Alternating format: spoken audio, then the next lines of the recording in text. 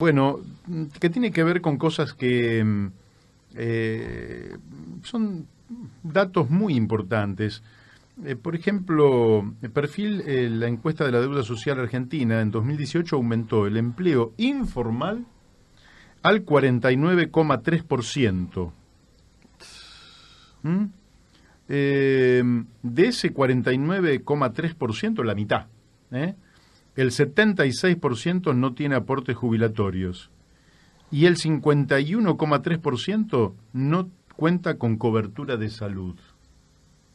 Malos números para una Argentina que ya estos temas los tendría que haber resuelto después de las grandes políticas que se implementaron hace 70 años atrás. Dicen, sí, muchos critican hace 70 años atrás, pero hace 70 años atrás la gente tenía mejor cobertura de salud y cobertura social y laboral de la que tiene hoy.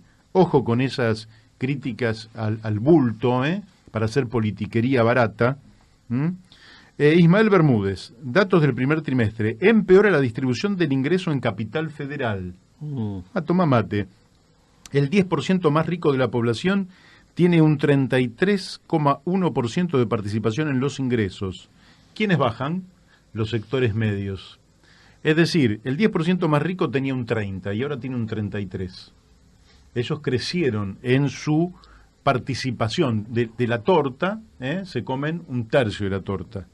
Antes comían de 10 porciones, comían 3, ahora comen 3 casi y media. ¿Quiénes son?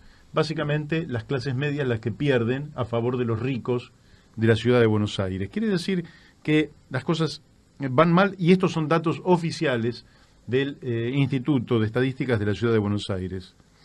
Como todos ustedes saben, la actividad económica del primer trimestre de este año respecto del primer trimestre del año pasado cayó un 5,8%. La caída después podríamos hablar de cuestiones técnicas, pero es el dato. La pobreza también está superando el 32-33%, pero en aumento, es decir, que los últimos datos del 32 ya han sido superados y algunos están calculando que podría llegar al 36% y a 16-17 millones de argentinos. Y la indigencia podría estar rondando el 8%. 8 quiere decir que serían algo así como 3,5 millones de argentinos que estarían por debajo de la línea.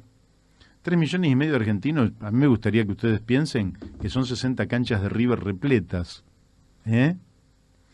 No estamos hablando de poca gente, estamos hablando de tener 60 canchas de River repletas, con 60.000 espectadores cada una, de gente que no alcanza la línea de indigencia, quiere decir que no alcanza a cubrir los nutrientes para alimentarse como corresponde. Hambre en la Argentina. Y la mayoría de estos 3,5 millones de personas son niños. La mitad son niños. Quiere decir... Una capital federal sería el equivalente a una capital federal llena de pobres. Llena de pobres.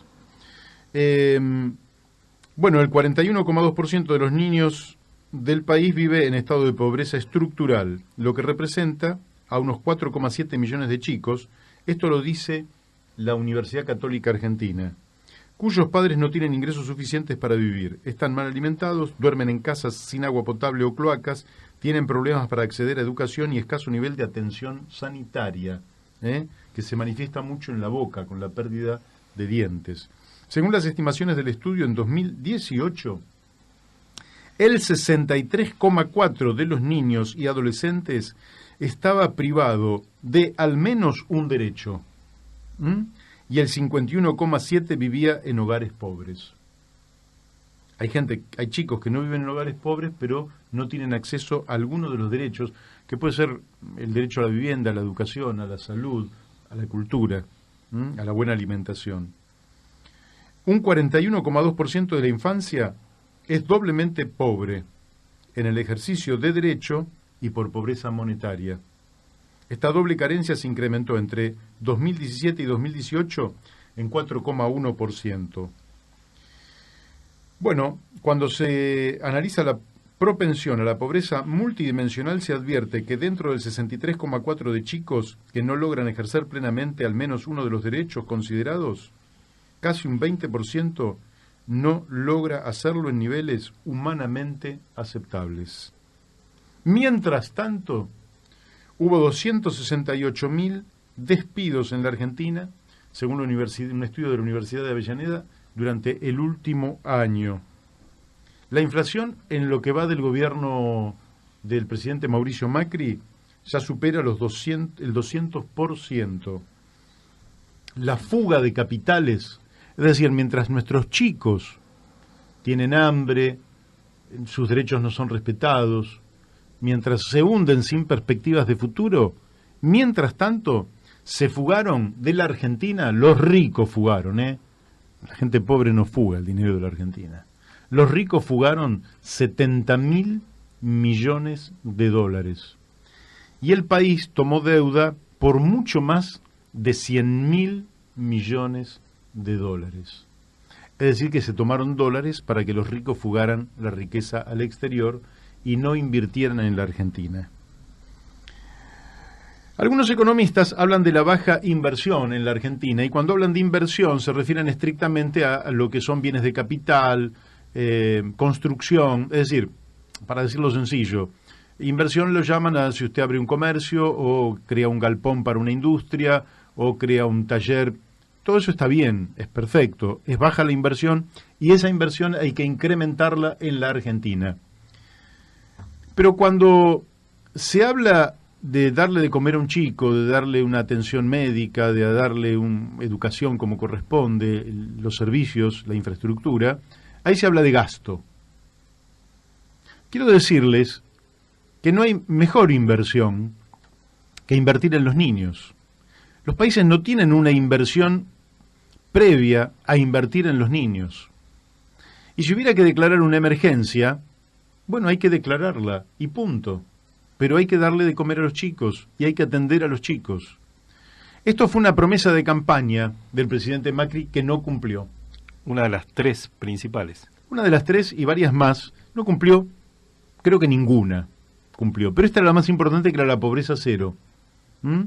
Y está por ahí, lo pueden encontrar todos ustedes por internet y recordar lo que el presidente prometía en la campaña del 2015. Pero además el presidente dijo, ustedes juzguen mi gestión de gobierno sobre la base de la baja en la tasa de pobreza hasta llegar a la pobreza cero.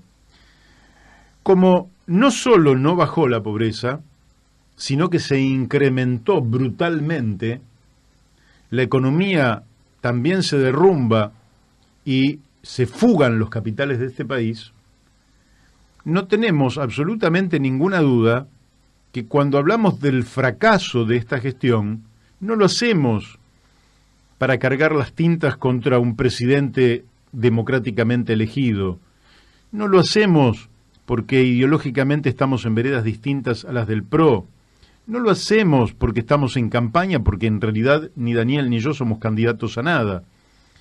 Lo decimos porque el presidente pidió que se lo juzgue sobre la base de estos parámetros.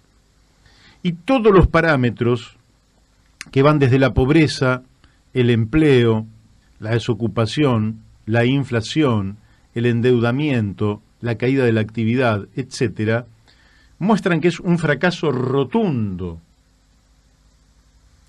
Y hay algo dentro de este fracaso rotundo que los analistas políticos, por lo menos los que yo escuché, no toman en cuenta. Entonces se estaban preocupando por la lista de los opositores. Y yo digo, hay que preocuparse por la lista del oficialismo. ¿Por qué? Escuche esto que voy a decir porque es muy importante para el futuro.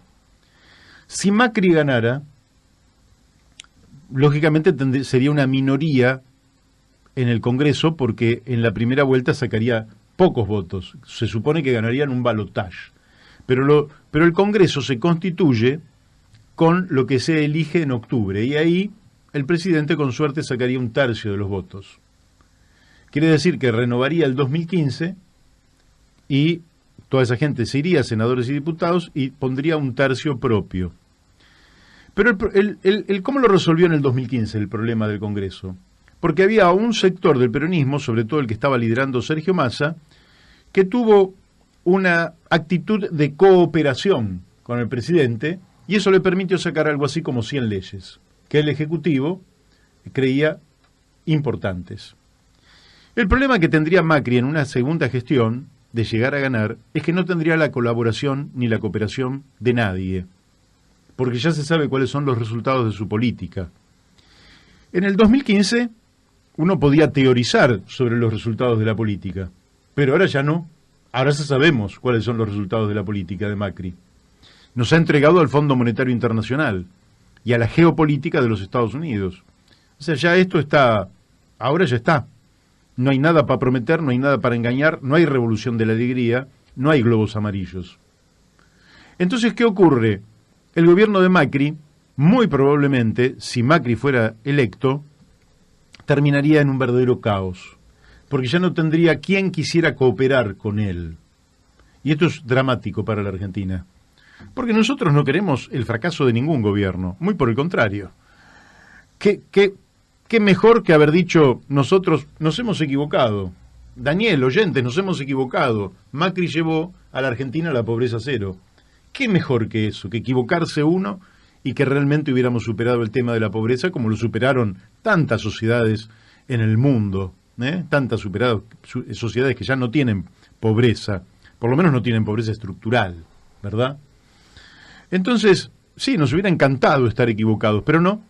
Lo que presuponíamos que las políticas de Mauricio Macri, que habían fracasado siempre en todos los lugares del mundo y particularmente en la Argentina, que ya habían fracasado estas ideas liberalotas de ricachones, bueno, volvieron a fracasar rotundamente, porque el señorito quiere ir por un nuevo mandato, vaya a saberlo usted qué mecanismo psicológico lo ha impulsado a querer un nuevo mandato, y vaya a saber usted por qué mecanismo psicológico que tenemos los argentinos, el hombre todavía es competitivo, cuando cualquier gobierno con estos números verdaderamente catastróficos, y estoy hablando de los números oficiales, los números del Instituto Nacional de Estadísticas y Censo, o los números del Instituto de Censos de la Ciudad de Buenos Aires, son catastróficos.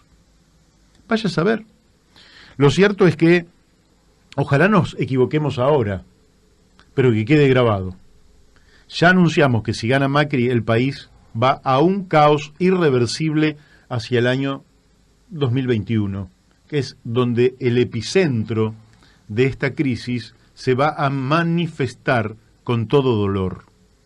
Si no llega alguien en capacidad de entender de qué se trata la crisis, si no encontramos a alguien que además de entender tenga las herramientas intelectuales y políticas para abordar este problema y no llegar al estallido de esta crisis que ha venido incubando este gobierno, que es una crisis económica, financiera, de deuda externa, fiscal, social, y va a ser política también. Y bueno, la vamos a pasar muy mal, Por eso sería muy bueno que con la misma consigna de cambiemos, volvamos a cambiar. ¿Para qué? Para poner en la presidencia a alguien que tenga un poco de crédito. ¿Crédito qué quiere decir? Que vos no puedas ir el día 12 de diciembre, el día 15 de diciembre, a exigirle nada. ¿Por qué? Porque el que llega nuevo, vos no le podés exigir que en 4 o 5 días o 5 meses resuelva los temas. Uh-huh. Pero el que tiene 4 años en su espalda y empeoró todo, el día 11 de diciembre vas a decir, ¿y? No tenés resultados. ¿A dónde nos vas a llevar? ¿Nos vas a llevar a la catástrofe total? Y esto es lo que va a ocurrir con Mauricio Macri. Lamentablemente, parece que la dirigencia política estuviera en el juego del reparto de los cargos, en lugar de estar viendo los problemas que se están incubando, que son muy ajenos a la suerte que podamos correr quienes son candidatos. Yo felizmente en esta oportunidad no soy candidato, así que no tengo ninguno de esos dilemas, pero quienes son candidatos tienen que darse cuenta que el problema no son sus candidaturas, el problema es lo mal que le está pasando el pueblo argentino. Y lamentablemente por estas políticas con las que se ha comprometido Macri y que están no solo monitoreadas por el Fondo Monetario Internacional, El Fondo Monetario Internacional es el que conduce la economía argentina. Por eso, nadie se equivoque, lo que va a imponer el Fondo Monetario es lo que ellos llaman reforma previsional, que no es ninguna reforma previsional, es bajarle las jubilaciones a los jubilados, punto, y aumentar la edad para la gente que se va a jubilar. A eso le llaman ellos. Y bajar los salarios, que es la reforma laboral. Bajar los salarios, muchachos, llamemos las cosas por su nombre. Con este gobierno los salarios en dólares son la mitad que en el año 2015. Ya bajaron los salarios, pero piensan que no es suficiente, que hay que seguir bajándolos.